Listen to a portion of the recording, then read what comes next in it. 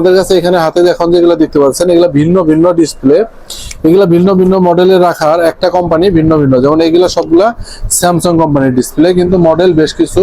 এইগুলা রাখার উদ্দেশ্য হচ্ছে, কিছু ভাই কমেন্ট করছিল আমাকে যে আমাদের কাছে ওনাদের কাছে কিছু অল্প কিছু টাকা আছে যারা এগুলা কমন ডিসপ্লে, যেগুলা রানিং ডিসপ্লে বাজারে প্রচলিত খুবই বেশি চলতেছে, সেই ধরনের কিছু ডিসপ্লে কি কি তারা জানতে চাইছিল। এই জন্য তাদের জন্য আমি এই ভিডিওটা মেক করতেছি।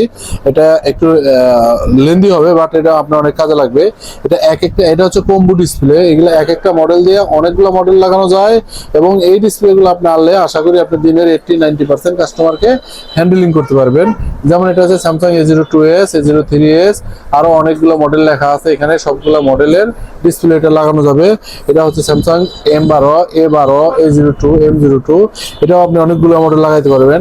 ইনসেলের মধ্যে A20, M21, A50, এই তিনটা মডেল আপনি ইনসেলের মধ্যে রাখতে পারেন। আর আইপিএস এর মধ্যে Samsung A10, M10, Samsung M33, এটাও কয়েকটা মডেলে 4G 5G আছে, A13, M13, আবার এটা হচ্ছে এটাও A13, M13, এটা 4G 5G এর ব্যাপার স্যাপার আছে।